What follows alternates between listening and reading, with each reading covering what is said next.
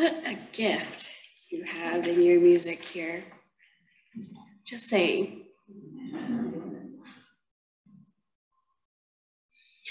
Welcome, welcome! Stephanie's here! So is Caroline McDonald as well. Everybody's here. Welcome, welcome you who come in need of healing. You who are confused or have been betrayed. Welcome with your problems and your pain. Welcome to your joys and your wonderings. Welcome your need to hope, your longing for assurance. Instead of answers, here may you find safety for your questions. Instead of promises, may you find community for your struggles. May you also find people with hands and hearts to join you in engaging the challenges and changes of the day. Anne Leno will light our chalice, and our chalice lighting words come from Gregory David Miller.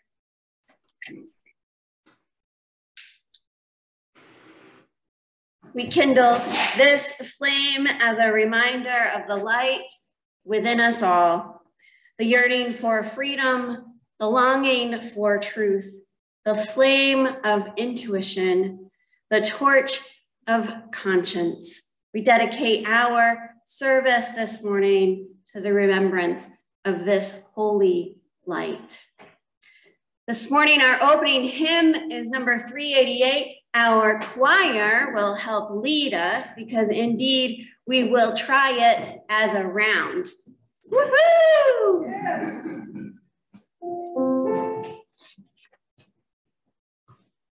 You can join singing anytime with any part. It will be beautiful.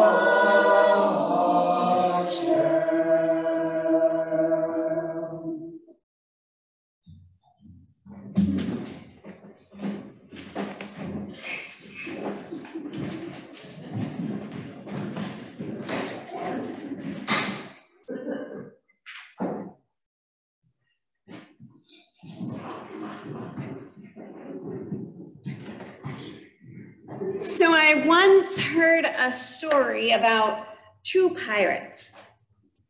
Yes, two pirates, the kind that have parrots sitting on their shoulders and they say, ah. Maybe that sounded like a dog. Anyway, Well, they were arguing about what was the best and true flavor of pie on the pirate ship. One said it was chocolate, and the other said strawberry. And they were getting quite loud and cantankerous, as pirates can, until another pirate piped up and reminded them of their principles that they kept in a book sort of like this on the page, on this page in the front. These wonderful principles, they're in here. See, they're here. They're here in this book. So the pirates had this book too, clearly. And the pirate said, Principle 5 observes what we do. Observes what we do. What did I write?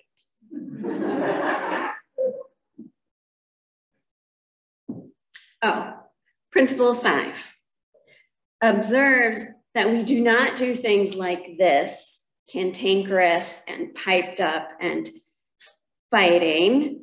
Rather, we talk about different types of pie with democratic practice. And what wins shall be how all follow, no matter how any voted. Aha, they all agreed that that sounded like our Unitarian Universalist Principle 5. And they too believed that everyone has a right to vote for what matters to them. And that whatever the group decides, all the pirates would stay friends, no matter what, and keep on keeping together.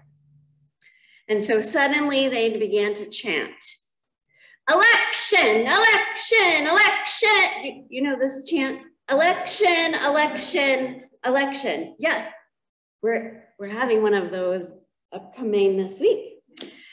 And then another pirate said, you have heard in favor of chocolate and in favor of strawberry already. Are there any other candidates to be named from the floor? And after each had a turn speechifying on their candidate of pie for the best and true flavor of pie, their voting commenced. So since we ourselves are entering into election time, I thought it might be fun to see how some of that voting might happen right here in the meeting house. And my apologies to the Zoomers. I figured you might not be able to participate, but so you'll just enjoy the view for a little bit. So I actually asked Cindy to help me think about what flavor, I know I'm not lit.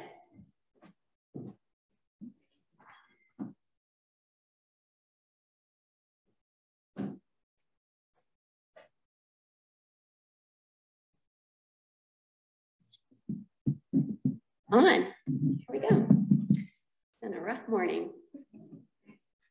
So now we know that there are all kinds of pie, but we want to vote for the one and best and truest flavor pie this morning. So Cindy is going to tell you about her favorite and best and true flavor pie. And then I will have a minute to tell you about my best and true flavor of pie. And then you all will, those who are willing and able, always a choice here in the meeting house. You will then vote with your feet if you are able, and you'll gather near me or you'll gather near Cindy, and we'll see who, see what happens next.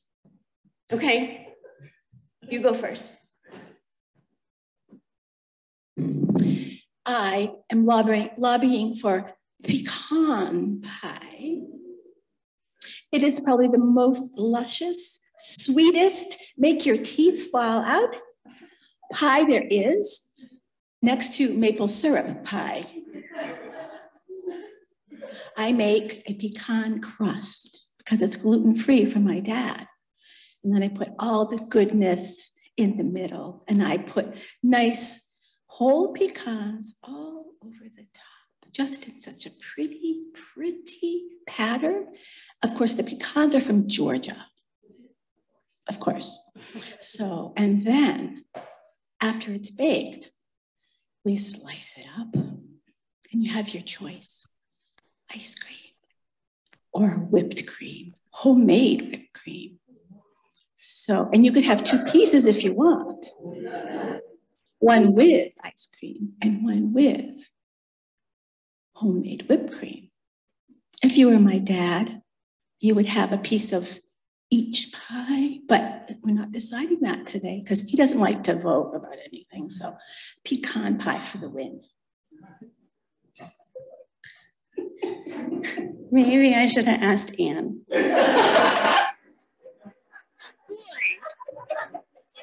My pie. And just to be clear, we will not be taking any from the floor this morning. This is a 2-pie system, okay? 2-pie system. So this morning, the pie I would like you to vote for is key lime pie. Key lime pie has that lovely, and I like to make it a little extra thick graham cracker crust with actual fresh key limes, none of this imitation stuff.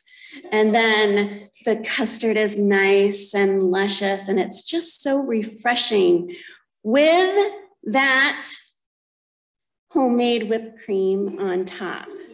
No pecans over here. Just straight up graham cracker crust, key lime pie, homemade whipped cream. Make your choices.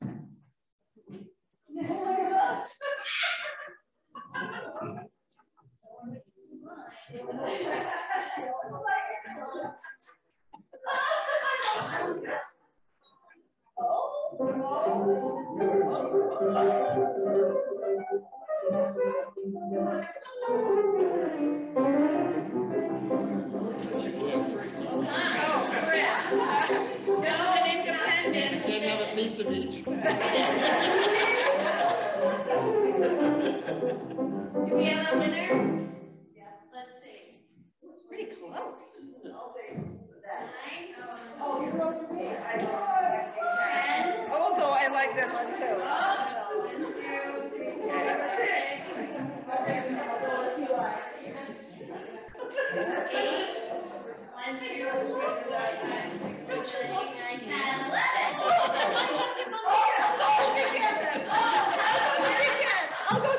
I think that's voter tampering. Corey. So here's the thing. It's all great. This is lovely. How fun was this, right? You can see that key lime was favored, but it was a tight race because there was also some trying some election tampering over here. And clearly what the pirates understood also on their ship is that it didn't matter who won, but that there was enough pie for everyone, and that we would still be friends no matter what. So as you return, right, compassion, right, our values, as you return to your seat, you might give a little wave to your fellow key lime and pecan pie voters, and head on back to your seats. Thank you so much. Oh, and the Zoomers are on. Great. Thank you. Well done. I did. I hope that's not true. So good. Now, if I had planned accordingly, I would have told Renee, let's have pie for coffee hour, but I hope that you might enjoy a piece of pie, whatever your favorite pie is, as we move forward through the end and the culmination of this election season. Now, what's next? Oh, we're gonna take our offering now. I understand that you are sharing your plate this morning with the minister's discretionary fund. And since Stephanie has saved the day, I do not have to tell you all the ways that you can donate. But if you are here in the meeting house and you wanted to donate online, you may do that at paypal.me, First Parish Northborough.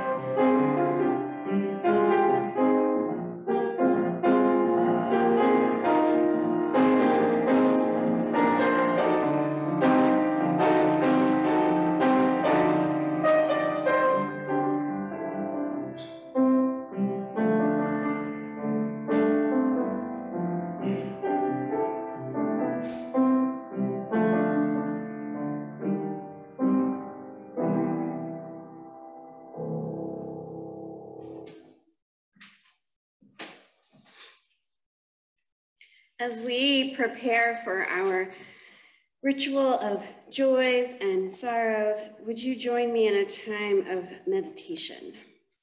And because this might be the only time in the week you have to sit still and pay attention to your breath, I invite you to be comfortable. Take a big, deep breath if that is accessible to you, and exhale.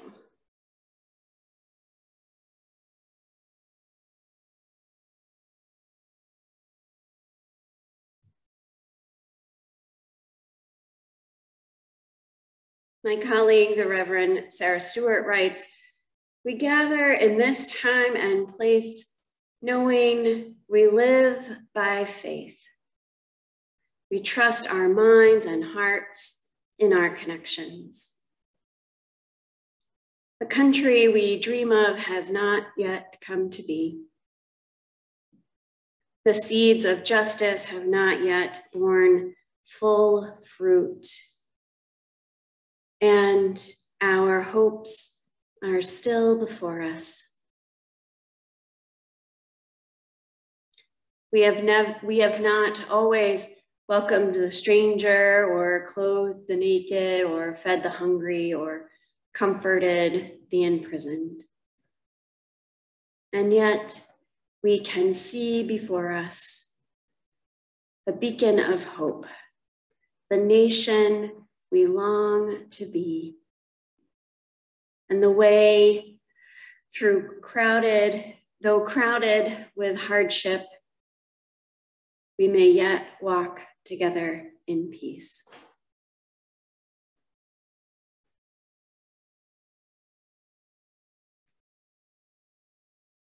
in the stillness, may we search and discover the desire to see that way before us, and the faith that we may yet unite under our ideals of liberty and justice for all.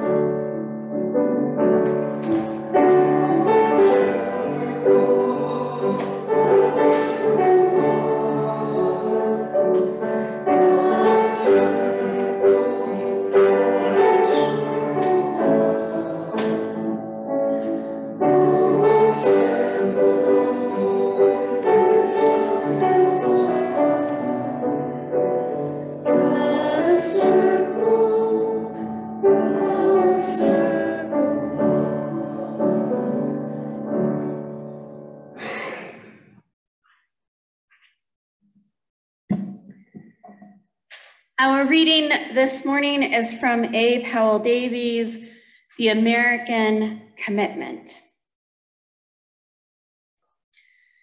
The American commitment is to universal justice, the rights of all people, not the special interest of some.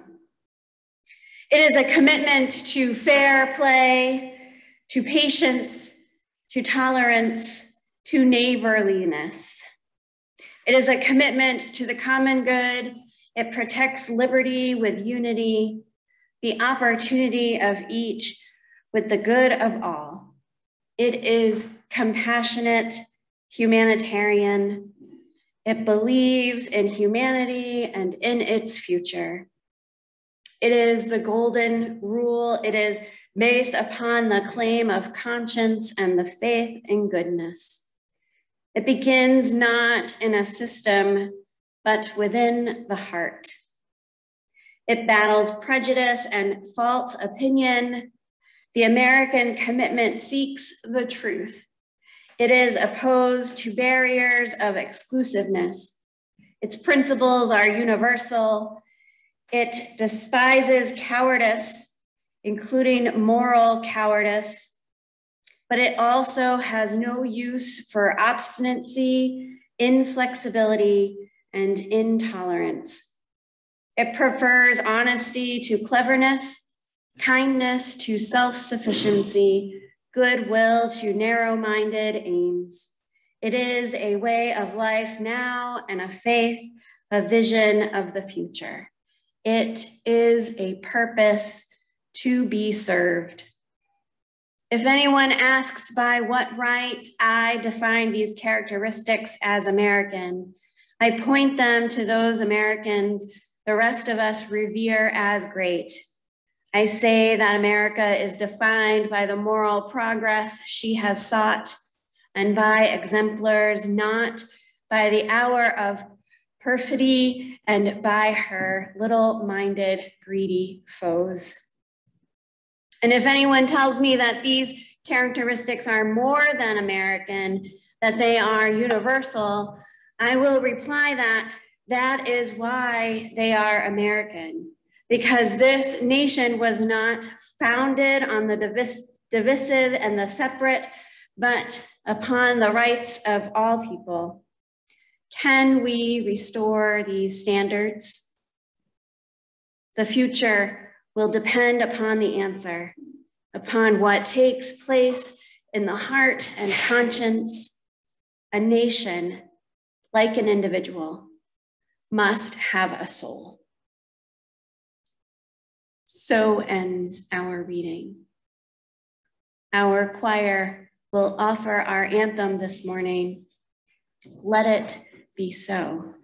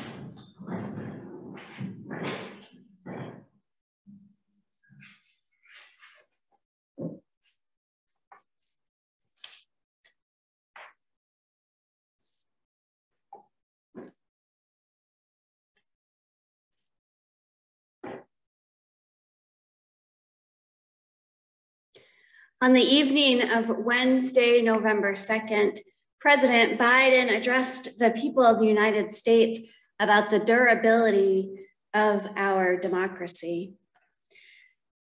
He said, "For democracies are more than a form of government. They are a way of being, a way of seeing the world, a way that defines who we are, what we believe, why we do what we do. Democracy is simply that fundamental. We must, in this moment, dig deep within ourselves and recognize that we can't take democracy for granted any longer. With democracy on the ballot, we have to remember these first principles.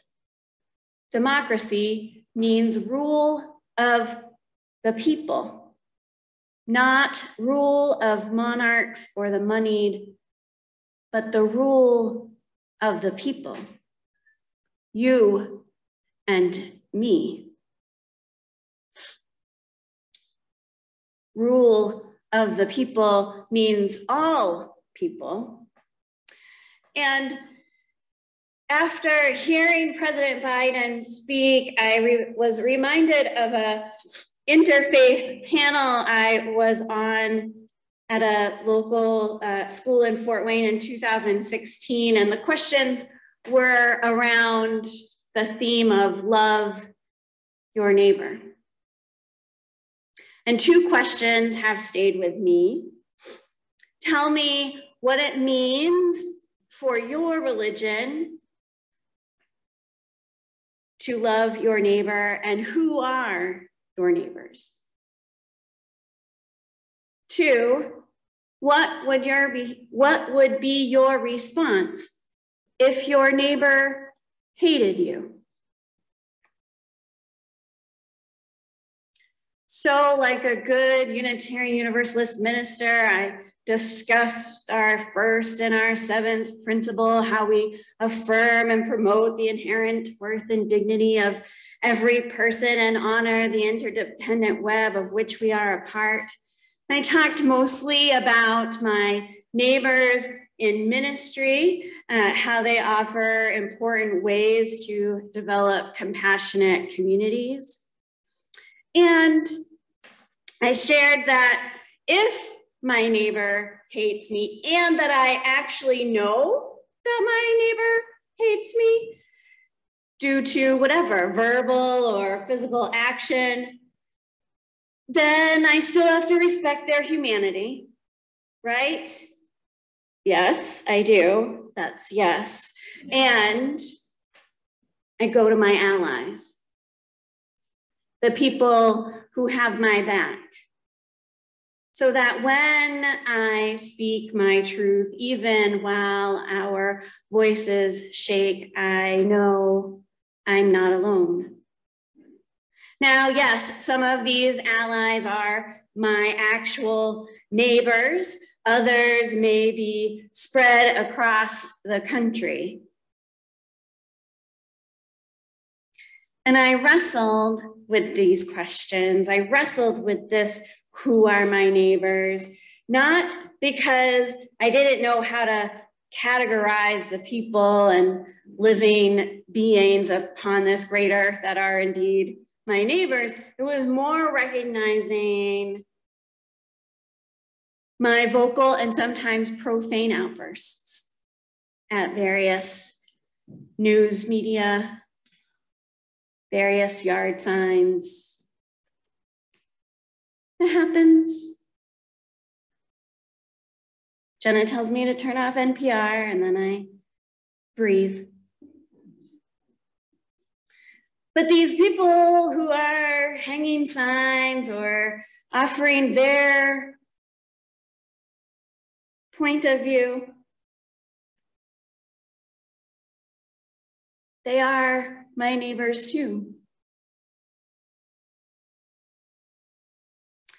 And I wrestle with that question because I love our multicultural, multi-faith, and no-faith people of the United States of America.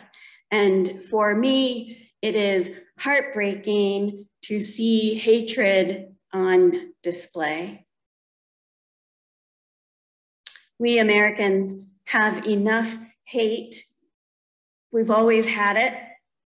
We just often kept it hidden or tucked away in cornfields or secluded areas downtown in our cities, or pushed people out of their land.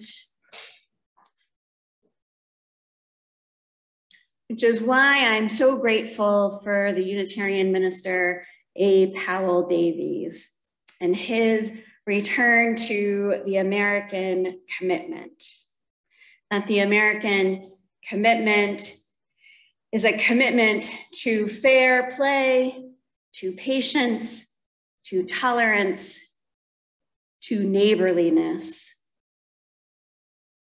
That American commitment prefers kindness to self-sufficiency, goodwill to narrow-minded aims. And it is indeed a way of life now, and a faith and a vision for the future.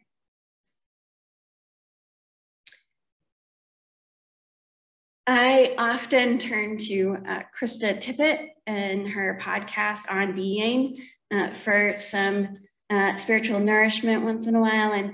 And she wrote, Courtney Martin, who was a guest columnist on the On Being blog, writes about her love of America and her privilege and responsibility as a citizen to keep fighting for its improvement.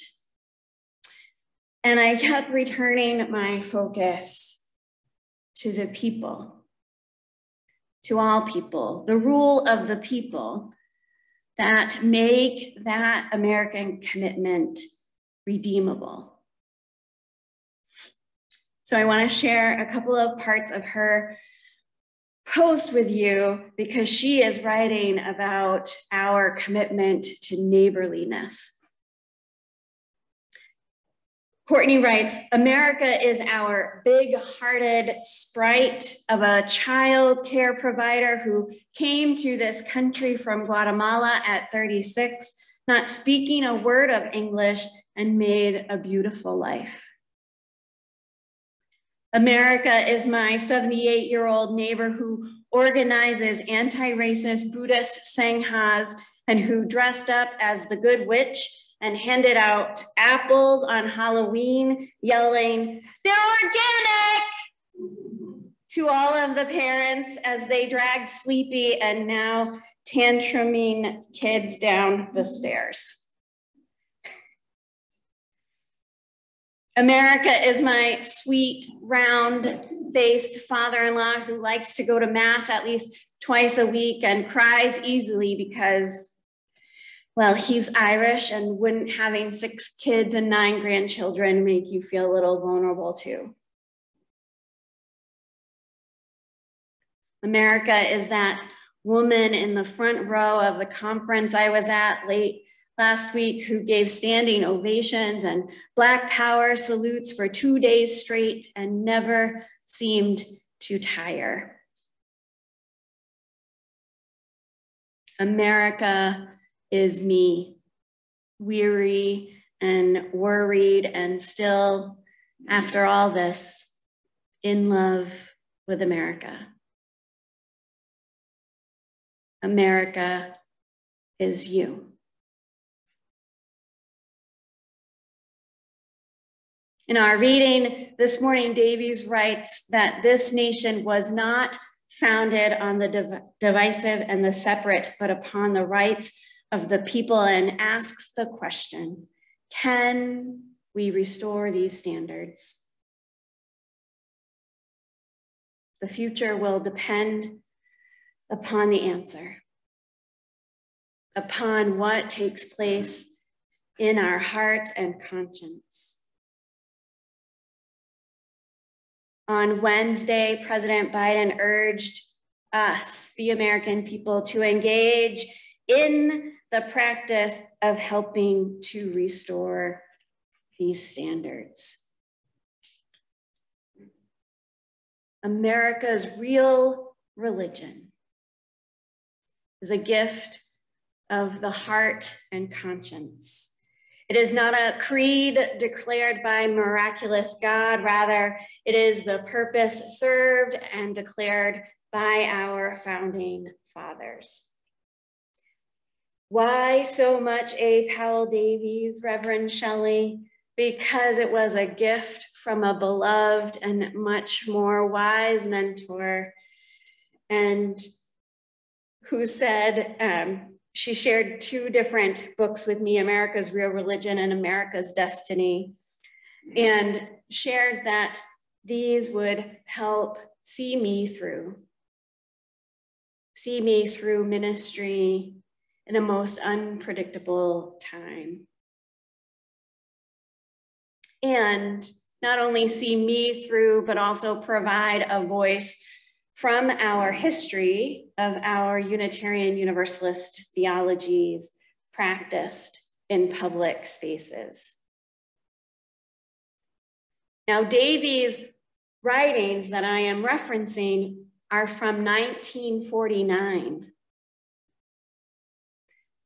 And they weren't actually published by All Souls Unitarian Church in DC until 1965. So a reminder that our faith is a commitment not only to freedom and democracy as political, but freedom and democracy as a religious principle. He writes that Democracy is the social and political expression of the religious principle that all men are brothers, all mankind, a family. Democracy is brotherhood, unrestricted by nation, race, or creed. America's real religion, a religion of brotherhood and democracy.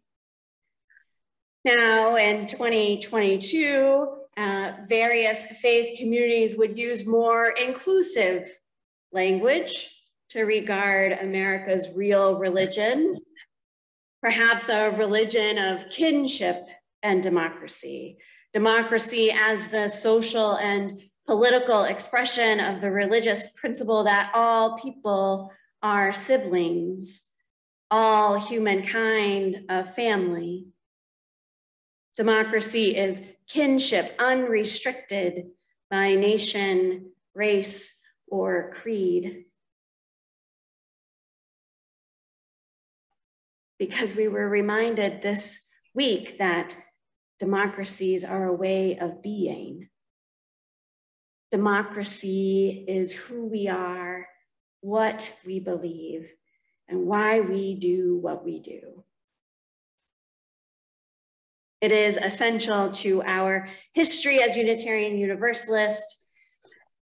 For our founding fathers, Washington, Jefferson, Adams, Madison, and as Unitarian Universalists, we like to count those who would rather not be counted or attended any type of congregation at all, even if infrequently. The importance of our founding fathers is not whether or not they were UU, rather where their theologies are grounded and rooted, for that is where our theologies have stemmed from. They believed in deism, a rejection of the supernatural and the miraculous, and believed in the existence of God on the evidence of reason and nature only. Unitarians were concerned with churches as separate institutions, separate, this which allowed us to be given this promise by the founding fathers. We declare these truths to be self-evident, that all men are created equal, that they are endowed by their Creator with certain inalienable rights, that among these are life, liberty, and the pursuit of happiness, kinship, and democracy. Provides us with security and spiritual affirmation of our free and living tradition. It is a practice in healing a broken and bitter world which we live in.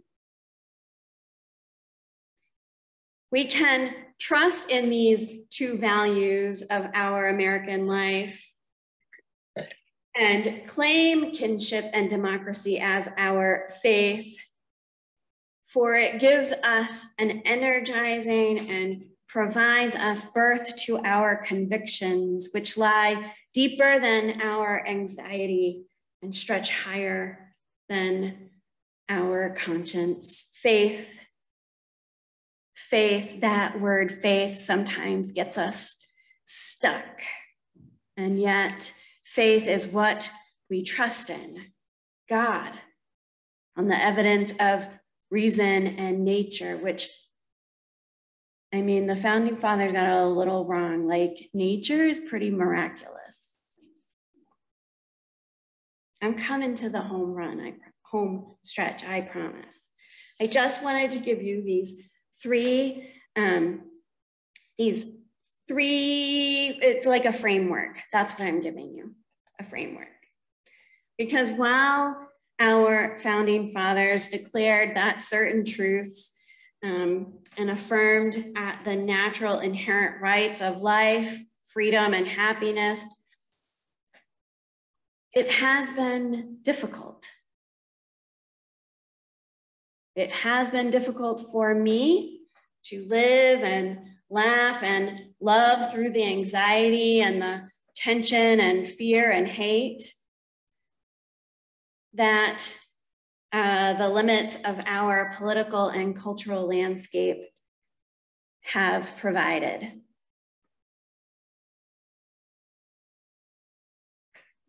The pursuit of connection has been muddied with combative and manipulative rhetoric of exclusion. And this is why we need our religious voices, yours and mine, in the public.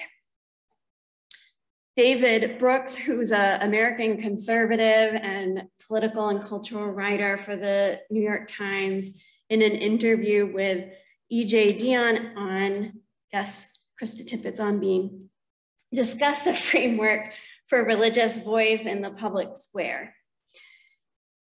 They said we need to become, one, more communitarian in a society that has become too individual.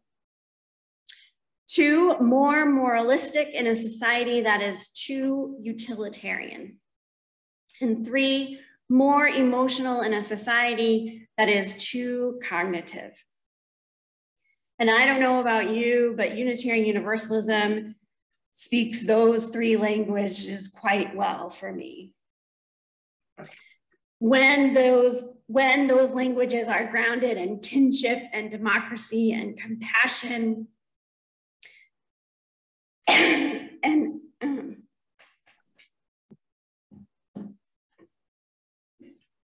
that means she talked for too long.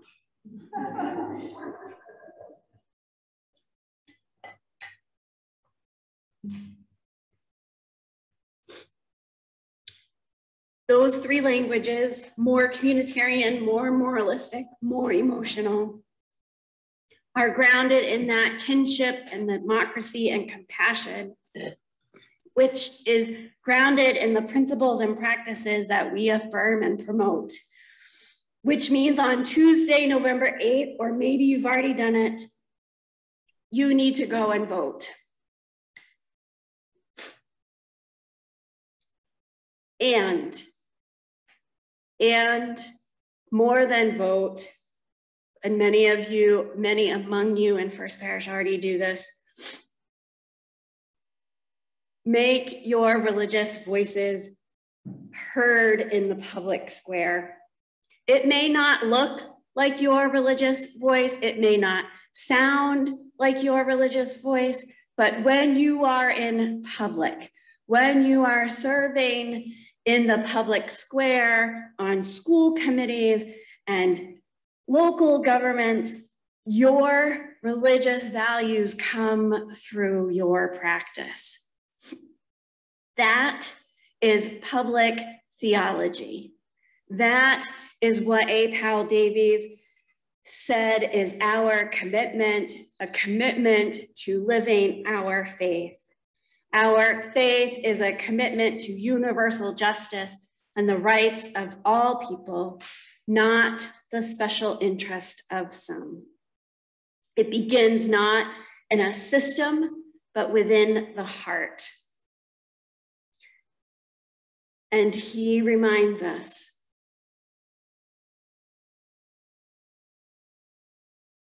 to keep asking the question, can we restore these standards? Can we restore the American commitment to kinship and democracy? Only the future holds that answer upon what takes place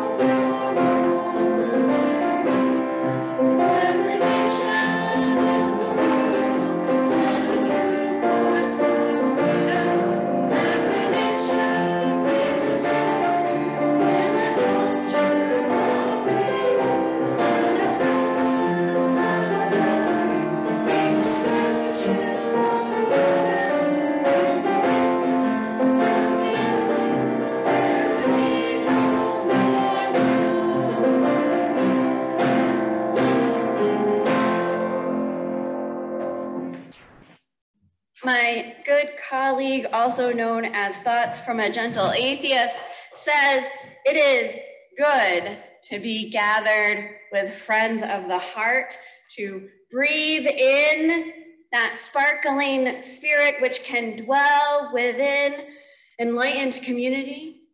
Greetings and appreciation to those who have come here for the first time or a little new. That's me. Thanks to everyone who returns to this journey of being religious community. May faith and wisdom and commitment blend in this place. May we come together as a blessing and go forth filled with love, joy, and reverence. And may our path forward be our benediction to our world.